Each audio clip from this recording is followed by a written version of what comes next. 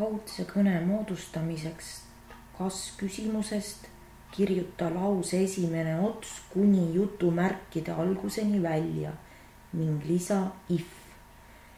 Ja jälgi, et peale ifi järgneb jutustava lause sõnade järjekord. Jutustava lause sõnade järjekord on alus, öeldis, sihitis, koht, aeg. Aluseks on tegija ehk see võib olla mingi nimi, nimisõna, asesõna. Öeldiseks on verb ehk tegusõna ning sihitis on see, millele tegevus on suunatud. Nüüd salanipp. Do, does ja did tuleb alati ära kustutada. Näiteks Kent asks, do you like computer games?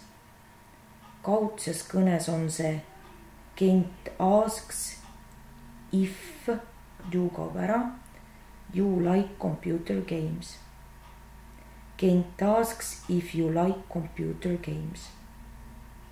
Teiseks, Sally asks, does it work on batteries? Taas kaob ära.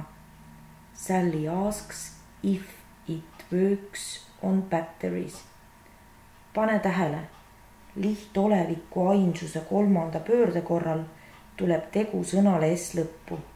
Ehk kui sa kustutad taasi ära, siis tegu sõnale peab S lõppu tulema.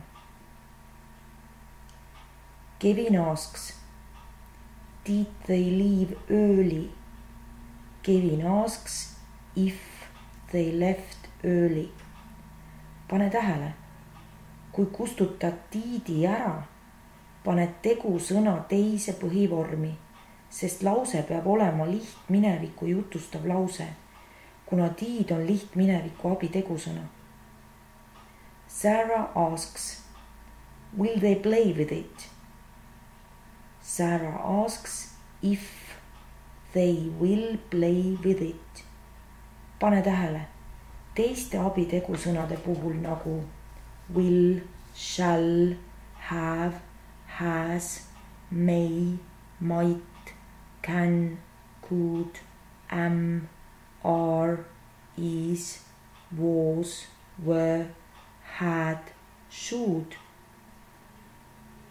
Tuleb tegusõna lihtsalt aluse järgi tõsta. Antud juhul on will tuleviku abitegusõna ja we on alus. We ja will vahetavad kohad. Sarah asks if. Nüüd peab tulema jutustava lause sõnade järjekord. They will play with it. Matthew asks, are you going out? Matthew asks if you are going out.